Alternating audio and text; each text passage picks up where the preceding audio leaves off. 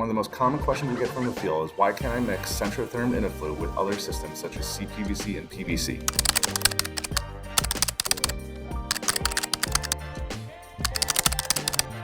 Crazy enough, it's not us who makes up this rule.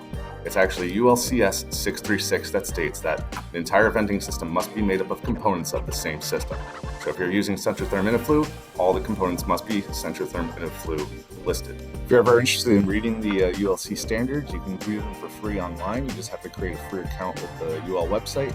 Once you're logged in, go to Browse UL Standards. Here we'll type in 636. ULC 636. Open this, and you can view digitally online for free.